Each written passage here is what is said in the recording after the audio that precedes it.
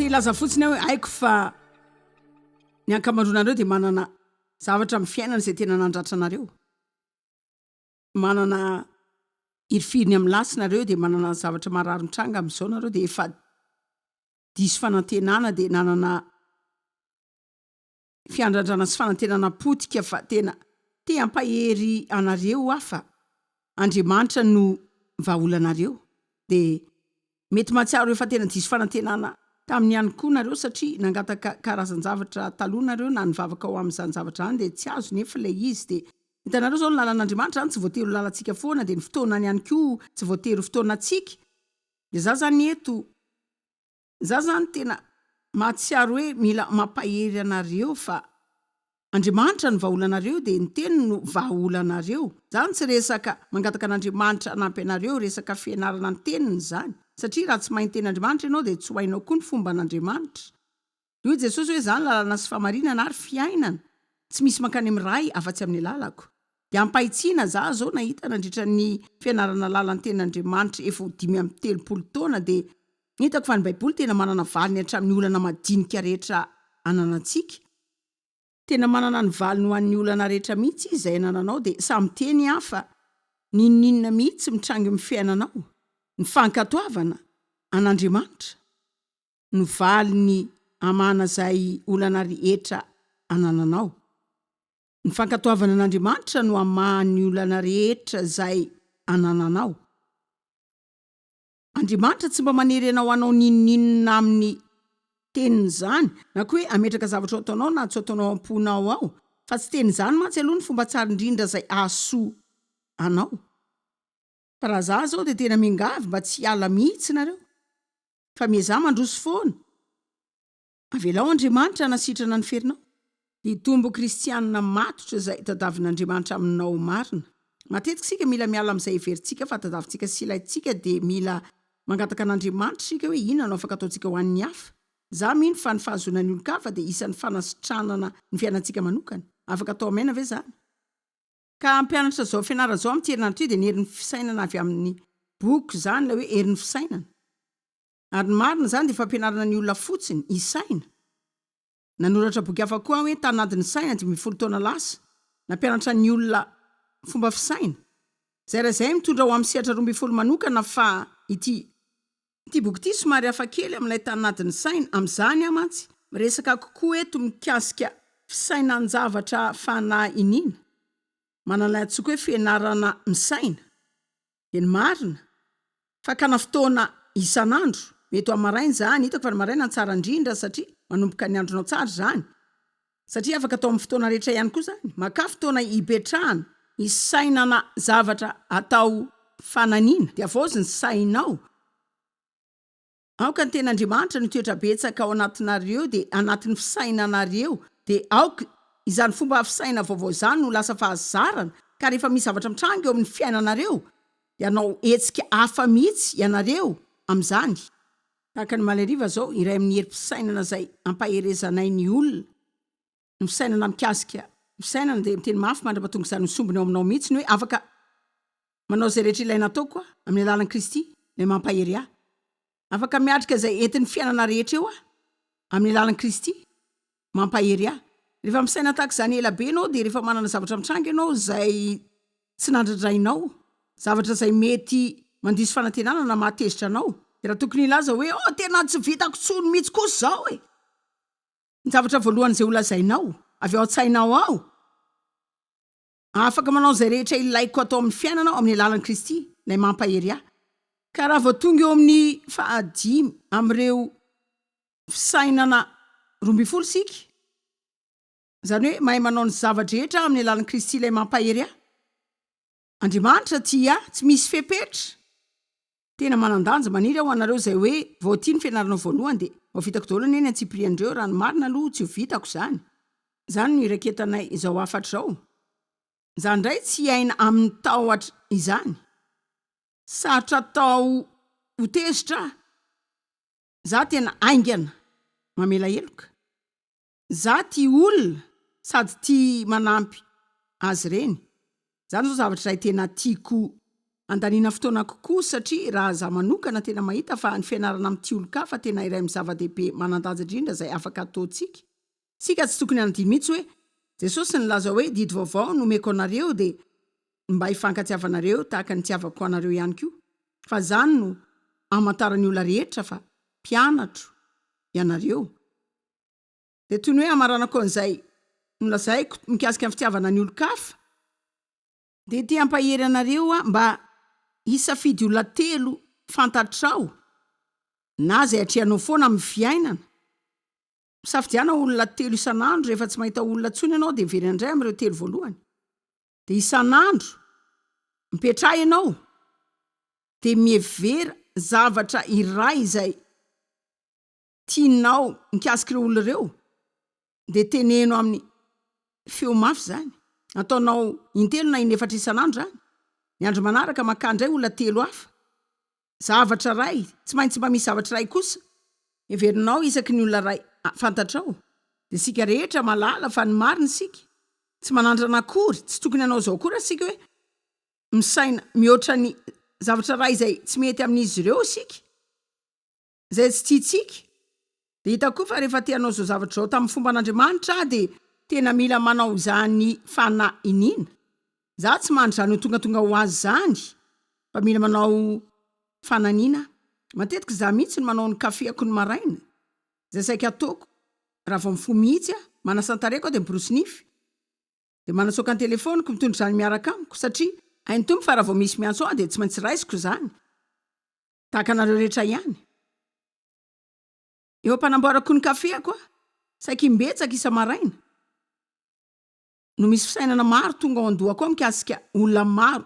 Zavatra zay tena tsy tiako ty dia tsy tiako zao dia fira aminareo malala fa andevola nge te hitra ao an-dohanao raha vao maraina iny dia tianao fifehezana ny andronao rehetra mihitsy. Hitako fa hoe satria sika ilay mbola tia atory angamba mbola milondolondo iny dia tia nararaotra n'iny izy satria izy tsy mihevitra zany hoe maheritreritra ianao amin'izany olo zany. Za zao hitsangana eo amin'ny fotoana anaovako ny kafeako dia hiteneny zao. Isa maraina hoe manginy ianao fa tiako olona io ary tsy saina zavatra tsy momba azy ireny izany Ka vao maika tsara aza rehefa manana zavatra tsara sahady ao an-tsainao ianao zay afaka lazainao mikasika azy ireny ka tsy misy avelako zany mihitsy. Ny fianakaviako na ireo namako sasany fanomezako ohatra anareo dia hoy hoe eny ary inona zao ny zavatra tena tian'ny vadiko zao. Izy tena olona mora era-miaina. Dia milaza anareo zao zany zao tena misy dikany be amiko. Zany hoe milaza aminareo ny olona tena afaka manana tsoina betsaka fa rehefa mora era-miaina izy tena midika zavatra maro zany dia mazava ho azy dia tsy hoe manana tsoina be fa izy tena olona mora mihitsy. Dia azoko antoka ary milaza fa izy tsy hoe tsisy fahadisoana be zany fa izy kosa tena mora era-miaina. Ny zanako vavy Laura zao tso-piaina dia mora manova ny fandaram-potoanany. Za tena tia olona mora erahana, tena tsara zany. Hitanareo, raha za zao no hoe efa manana fotoana za ndray tsy ho azonao anova mora an'iny zany fa satria manana olona maro amin'ny fiainako izay mifandamina amiko ary izy zao tena izany mihitsy. Afaka miantso azy rehefa mody ny alina iny. Rehefa miverina any amin'ny fitoerako androany hariva afaka miantso azy dia manao hoe afaka mba manao ilay sakafo tena tiako fa ianao amin'ny lahady. Dia izy hoe tsy maninona afaka ataoko amin'ny firy ilainao zany. Ianao zany afaka notsotra tahaka izany. Fa ny zanak'iray izay Sandra zany koa ka tena mitsetra olona mihitsy. Afaka lazaiko hoe zany ka olona tena tia mikarakara ny hafa. Lamatoanay zao David raha vao miteny azy hoe ianao zavatra dia izy no manao azy. Tonga dia vitainy zany. Tsy mila miteny azy indroa zany ianao, tsy mila mamerina zany indray ianao. Fa tonga dia vitainy. Ny faralahy zao Dana izy no zazandrindro amin'ny fianakaviana dia faraka amin'ny 3 taona azy izy foana ny zaza ao. Hitanareo ny zanako farany zany izy foana ny zazandrindro ao tsy mampanina azy taonany eo fa dia zaza foana ihany reny. Fa ny zavatra izay tena ankasitrahako azy io misy zavatra maro aloha fa izy tena tiany reniny. Ary izy tena mandefa SMS amiko foana hoe tena tiako ianao ry mama. Ka zany no ataony mba tsy hanao vandrara betsaka tsony. Za zao dia tonga dia manarona zavatra maro.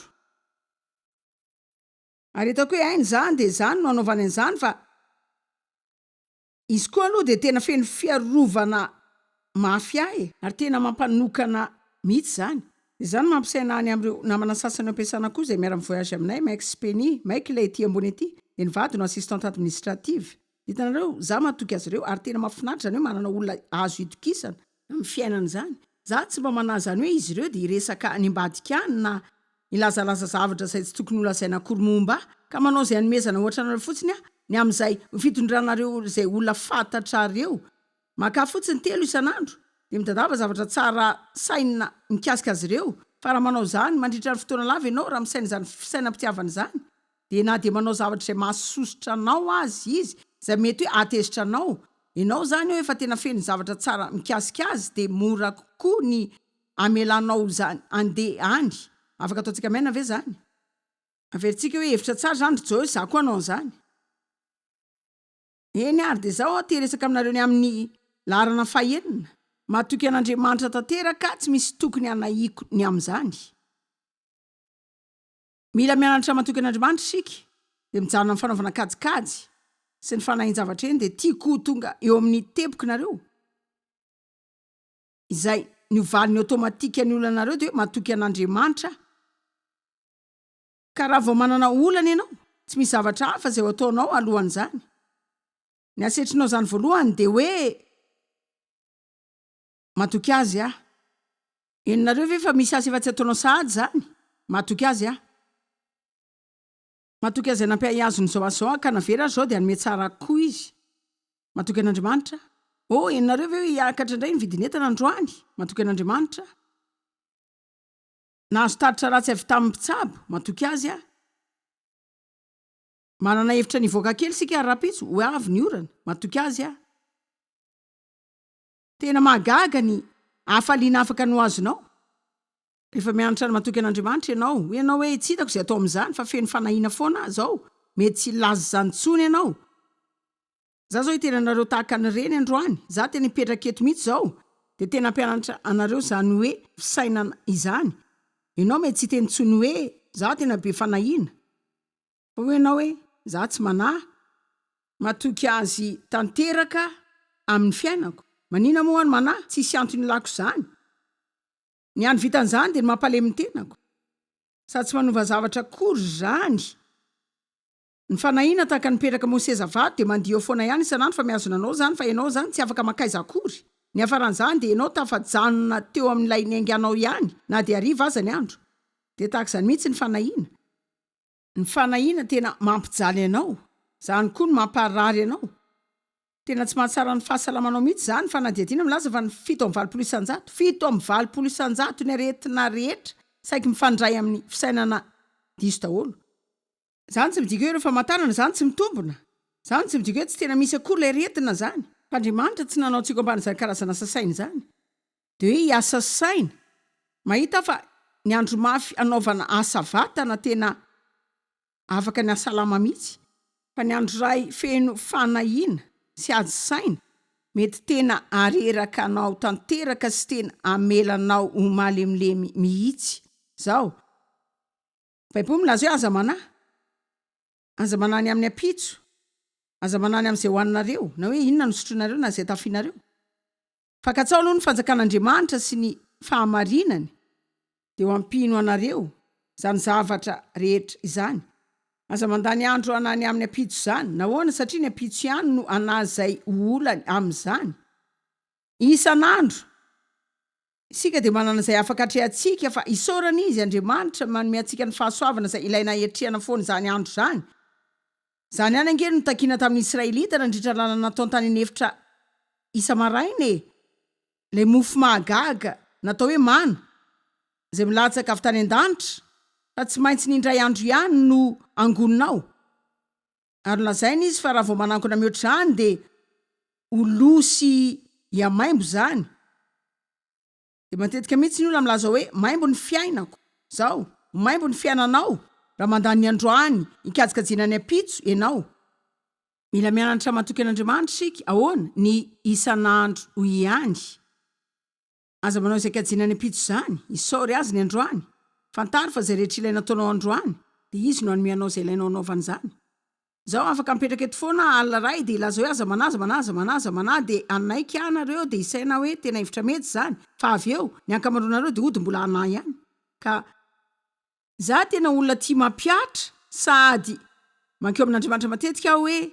eny ary Andriamanitra za zao mbola mpianatra fanahina indray ny zavatra afaka lazaiko azy ireo izay tena anampy azy ireo mba handresa zany marina tsy ny fanaovany zany ilazaiko anareo zay zavatra hitako teo amin'ny fiainako manokana ary zany mihitsy aza ny zavatra tokana haiko lazaina anareo zay hitako fa tena mitombona sady isy lanjany foana.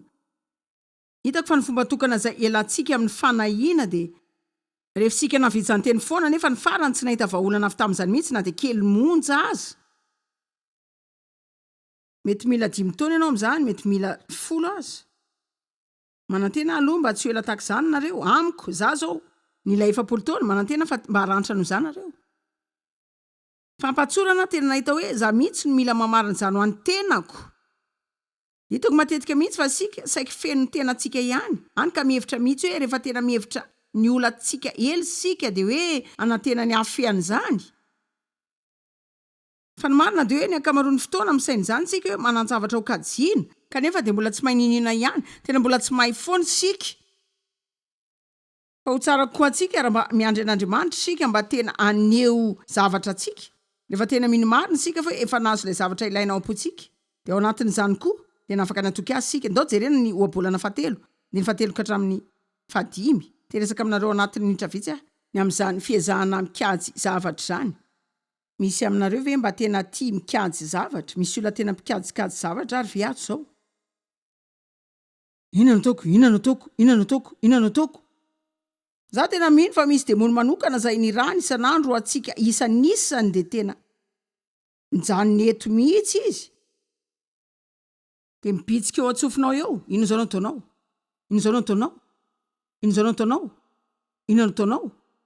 ataonao? Ka raha tsy mahita valy avy aminao izy. De any amin'ny ray amin'ny namanao indray izy mandeha zao nandreny momba ny olanao. Inona no ataonao zao? Tena mahagaga ireo zavatra adala zay lazain'ny olona. Maninona ary tsy mavita miazona rery ny olanao foana zareo? Ianao zany manao zay anadonan'ireo olanao de izy indray no mamoa zany avy eo. Zay zao nandalo sedra maro tamin'ny gazety atsoratra teo amin'ny firenenay mikasika zavatra samihafa fa miteny anareo tena mahagaga ny fitiavan'ny zareo manoratra mombamomba azy. Aloha tsy sainy zany hoe za kaiky tena manandanja be ka tiandry zareo anao fanataritra foana ny amin'ireo zavatra sasa zay lazain'ireo momba. Ny olona sasa manao zany. Tsy manao zany amin'ny gazety fa rehefa zany manao zany de lasa koa zany. De nisy olona nilaza zao ndray andro hoe hitanareo mba manao zavatra mahafinaritra hoe mba manamboatra de olona vehivavy hoe re olona ianao ve tato tsy tena mivoaka ny gazety foana? Hoe zany ve zao tsy de tena mijery rano loatra fa tsy haiko aloha zany fa de nanomboka ny toy amin'izay izy de hitanao koa za zange tsy tompona andraikitra milazako hoe zany zao an'Andriamanitra. Ka raha teresaka momba azy zareo de azo azy zany fa za mahay ny foko haiko hoe iza ary tsy zavatra andaniko fahatany fotoanako zany zao fa tena fotoana lava natongavako teo satria taona maro ny ezahako mba antsiny izay laingana nataon'izy ireo momba de efa tena tezitra efa vonana andeha resaka amin'ny mpanontsy zany resaka zany fa vonanao zao de vonanao zao. Fa hitanareo zao ny any vitan'izany de natezitra azy sy nampimeny devoly. Hitanareo zao za zao me amin'ny devoly de matezitra azy. Zany no mila ianaranareo fanaovana azy. Tsy misy olona tia zany hoe olona miresaka momba azy zany fa tiako hainareo androany tsy asanareo no manamomby zany satria tsy ianao no miandraikitra ny lazanao. Andriamanitra zany. Ka raha tsy nampendreketinao azy lazanao de mila ataonareo androany arivo zany. Andriamanitra omeko anao ny lazako. Za tsy andany andro anahy mikasika izay fiheveran'ny olona azy zany. Tena halalaka tsara ny amin'izay ho iza de ho tarianao de anao zay noko fa tianao ho ataoko de izay mety ho sain'ny olona eo de azy zany. Satria afaka milaza aminareo misy olona tsy maintsy misaina zavatra eny foana. Matoki, menkina aminy, mentehera. De matoki an Jehova amin'ny fonareo rehetra. Inona de ahoana? Matoki an Jehova amin'ny fonao rehetra de amin'ny sainao rehetra de aza miankina amin'izay mety ho fahalalanao. Hitanareo ve zany ty ampaheranareo mba ilamina foana na tsy mahay aza.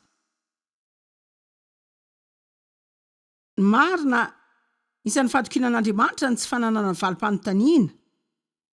Ny ankamaroanareo manana fanontaniana zay hitadavanareo valiny.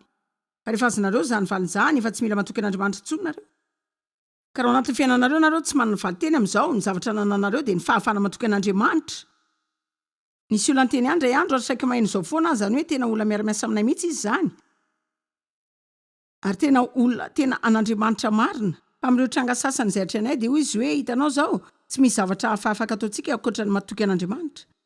Dia tena nilazany matetika betsaka koa ny olona milazan'izany fa rehefa niteny izany tamin'izany izy dia hoy aho hoe hitanao tena mety manarina an'Andriamanitra ny fanambaran'izany. Tsy misy zavatra hafa afaka ataontsika ankoatra ny matoky an'Andriamanitra. Toy ireny hoe izany no ezaka farany afaka ataontsika efa nanao ny zavatra rehetra isika.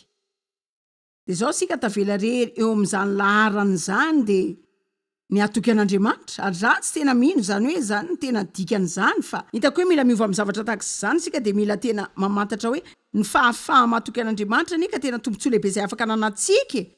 Ny fahatokiana azy dia voninahitra izany. Afaka milaza zany hoe ninona karazana olana mety misy eo amin'ny fiainako ao, za efa matoky an'Andriamanitra. Izy dia tia, za tsy voatery iaina tahotra izany. Izy ny eo anilako dia mila manome azy ireo olako rehetra hanome ny fanahiako dia hitohy hankafy ny fiainako mandritra ny fotoana hamahan'ny olako.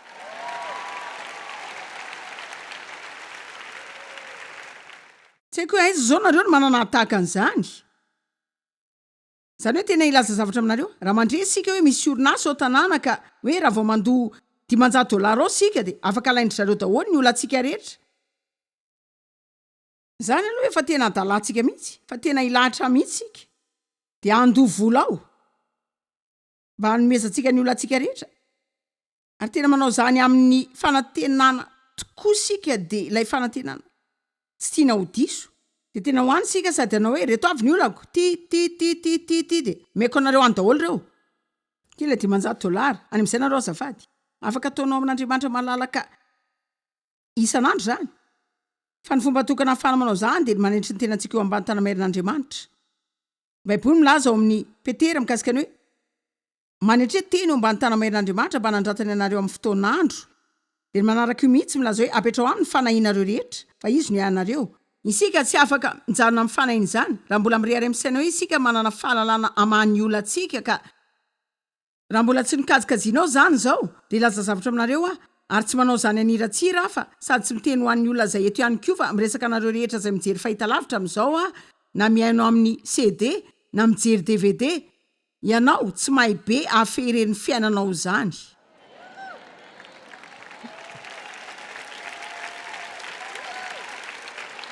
Za koa ohatran'izany Andriamanitra te hikarakara antsika fa tsy manomboka izany raha tsy mijanona isika. Henonareo ave?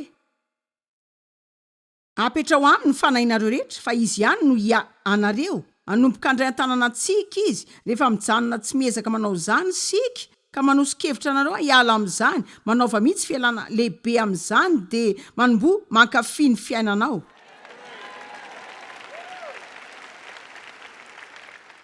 Ny olona zao tena mitady fialan-tsasatra lalina mihitsy. Naza aminareo zao za tena faly fa tena afaka tamin'ny fiezana mikarakara ny tenako ny fanahiana zany tsy hanampy anao mihitsy fa vao mainka hampahonenanao zany miexitiny ianao dia misarotra raha miaina dia hampahantitra aingananao zany dia hanome olana ara-pahasalamana maro ary tsy ahasoanao na dia kely azy zany. Tsy voavako mihitsy zany be fanahiana. Tsy voatery lahy zany ianao fa ny fanahikena vaovao dia hoe za tsy manahy lazao 100 isan'andro zany. Za tsy manahy matoky an'Andriamanitra valy teniko voalohany amin'ny olana dia hoe matoky azy